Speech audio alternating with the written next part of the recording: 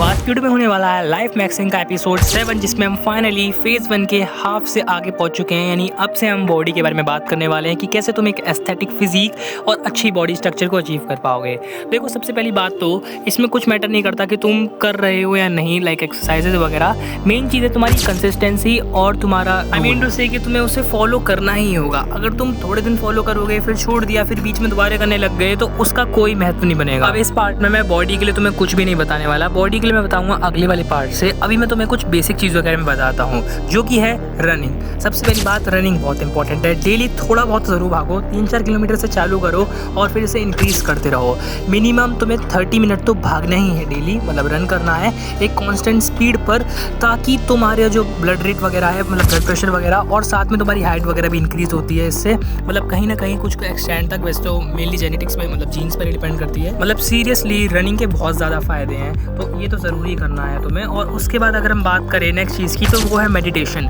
Daily at least 15 से 20 minute तो meditate ज़रूर करो। इससे तुम्हारा माइंड परफेक्ट होगा और तुम्हारा मतलब ओवरऑल बहुत अच्छा डेवलपमेंट हो जाएगा।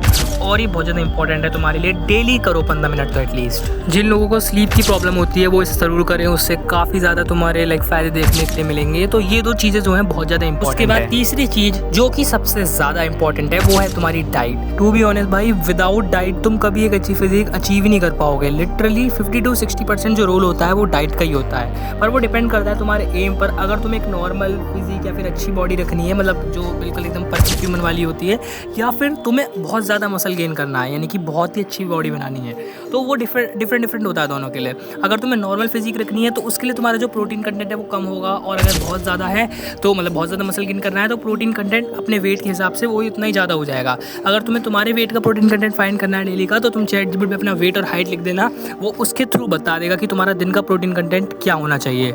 और प्रोटीन कंटेंट की मैं इसलिए बात कर रहा हूँ क्योंकि ऑब्वियसली मसल बिल्डिंग में वो सबसे ज़्यादा इंपॉर्टेंट है। अब प्रोटीन के बारे में बात कर लूँ, तुम्हारे लिए सबसे बेस्ट सोर्सेज क्या रहेंगे। सबसे पहली बात तो अपने दिन की जो रोटियाँ हैं उन्हें कंप्लीट करो। रोटी मतलब जो तुम डेली चपाती वगैरह खाते हो वो ज़रूर खाओ। हालांकि तुम जितना खा रहे हो, कई लोग होंगे जो कि ज़्यादा खा रहे होंगे, तो उन्हें थोड़ा कम कर दो। वो तुम्हारी वेट वगैरह के हिसाब से तुम्हें कितनी खानी चाहिए। हालांकि उनमें भी प्रोटीन होता है, एक रोटी में लगभग से 3 ग्राम प्रोटीन होता है, तो वो भी काफ़ी ज़्यादा नेसेसरी है अगर तुम्हें अपना प्रोटीन इंटेक कंप्लीट करना है तो। उसके बाद अगर तुम बजट फ्रेंडली की बात करो तो तुम सोयाबीन लगा सकते हो, क्योंकि उसमें 100 ग्राम में ही 55 या फिर 52 ग्राम की समथिंग प्रोटीन होता है, यानी कि 50% से भी ज़्यादा प्रोटीन होता है। और अगर तुम मतलब एग खा सकते हो तो एग खा लेना, मिल्क वगैरह भी ले सकते हो। वैसे मेरे अकॉर्डिंग तो ये जो सोयाबीन है ना, ये सबसे ज़्यादा इंपॉर्टेंट है। तुम दिन ज़्यादा सॉल्टी और स्वीट फूड तो खाओ ही मत, प्रोसेस्ड फूड भी मत खाओ, और अच्छी डाइट लो सैलेड वगैरह के साथ, फ्रूट वगैरह के साथ, क्योंकि अच्छी डाइट लोगे तो उससे स्किन भी ग्लो करेगी।